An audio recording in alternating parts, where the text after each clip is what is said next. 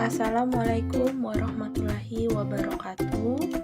Berjumpa lagi bersama kami kelompok 3 PPG Prajabatan PGSD 1 Universitas Bengkulu pada mata kuliah PSE topik 4 koneksi antar materi tentang experiential learning dan kaitannya dengan mata kuliah lain. Experiential learning merupakan proses belajar yang pengetahuannya diperoleh dari sebuah bentuk pengalaman yang menggabungkan pemahaman dengan kegiatan yang dilakukan dengan menggunakan metode belajar yang diterapkan pada peserta didik melalui isi materi pembelajaran dikaitkan dalam kehidupan sehari-hari sebagai bentuk belajar melalui pengalaman guna membangkitkan semangat dalam diri peserta didik.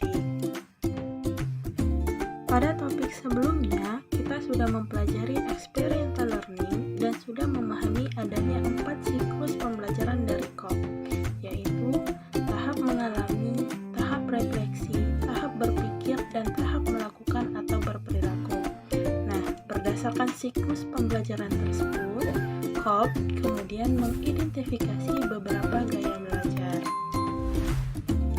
Terdapat 4 gaya belajar experiential learning yang dikembangkan oleh COP.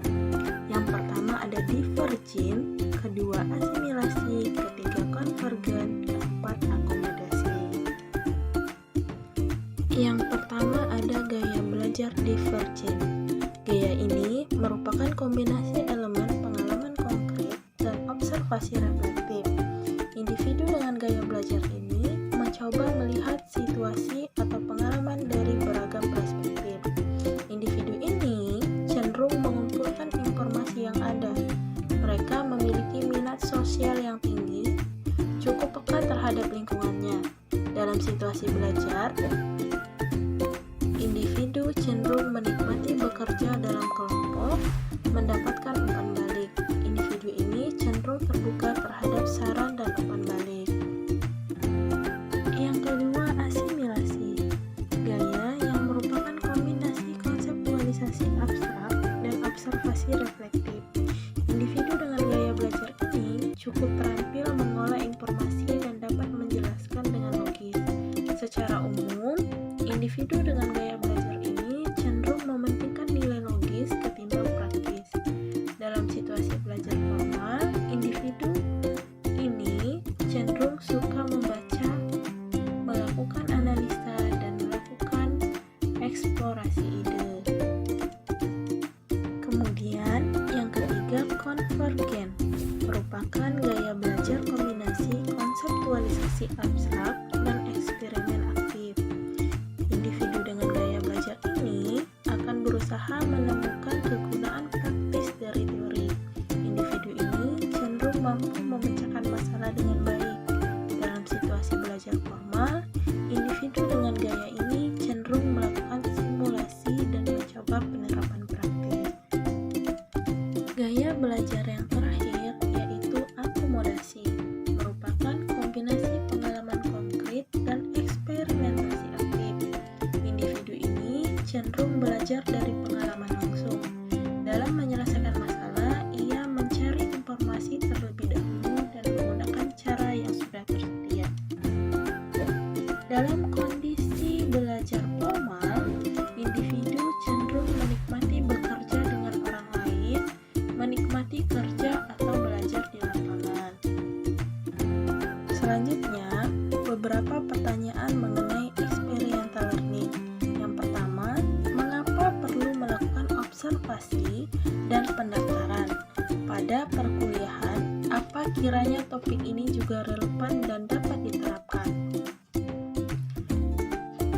Observasi pada pengembangan sosial emosional peserta didik sangatlah penting, karena untuk mengetahui perkembangan peserta didik sehingga menciptakan pembelajaran yang bermakna.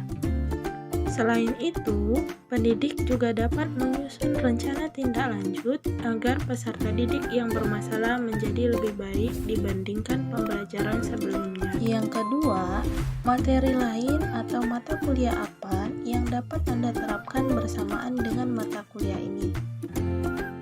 Ada Adapun mata kuliah lain yang dapat diterapkan dalam masalah ini antara lain yang pertama PPDP, kedua Filosofi Pendidikan, ketiga PPAE, dan keempat Kurikulum Pembelajaran.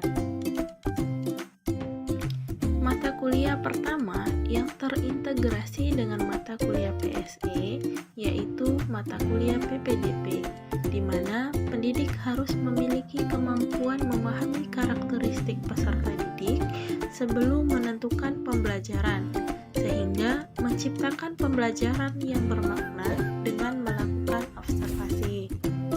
Kemudian, mata kuliah kedua yaitu Filosofi Pendidikan, di mana sebagai pendidik harus mampu memaknai sebuah filosofi, yaitu pembelajaran yang sesuai dengan kodrat alam dan kodrat zaman, sehingga pendidik harus mampu menciptakan sesuai dengan karakteristik peserta didik tanpa paksaan.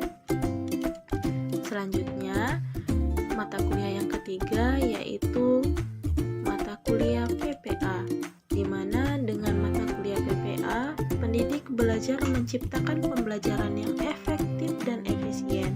Selain itu, pendidik juga menciptakan pembelajaran yang menyenangkan, inovatif. Selain itu, pembuatan asesmen juga menarik peserta didik untuk terlibat aktif di dalam proses pembelajaran. Kemudian, yang terakhir ada mata kuliah pengembangan kurikulum. Observasi juga membutuhkan perencanaan kurikulum yang matang untuk menciptakan lingkungan belajar yang positif serta perlunya koordinasi antar guru sehingga pembelajaran berjalan dengan lancar. Itulah penjelasan singkat dari kelompok kami. Kami ucapkan terima kasih. Wassalamualaikum warahmatullahi wabarakatuh.